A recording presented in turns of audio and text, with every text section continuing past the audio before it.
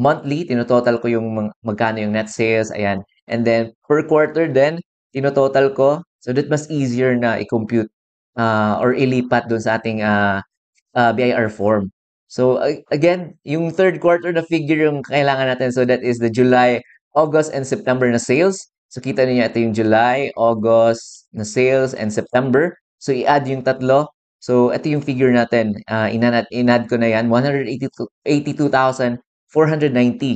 So lagay natin dito is 182,490, and then 40% of that, 72,996. Ganun lang kasimple yung optional standard deduction. So that would give us a net income for this quarter or for the third quarter is 109,494.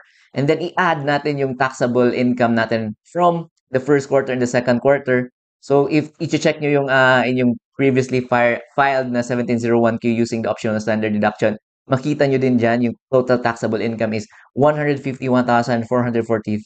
So i-add nyo yan dito and that would give us itong total taxable income to date. So, ibig sabihin that is from January hanggang September na. So, that covers the first quarter, the second quarter, hanggang third quarter. So, kita nyo dito, 260,937.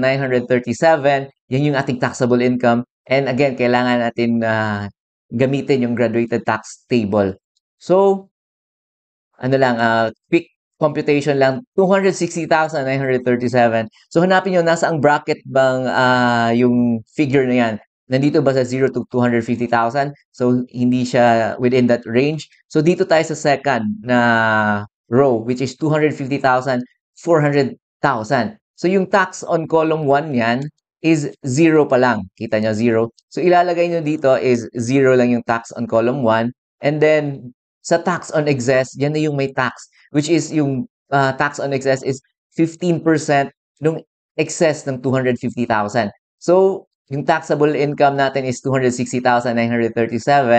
So, yung in excess ng 250,000, so ima-minus yung 250,000 dyan, less 250,000.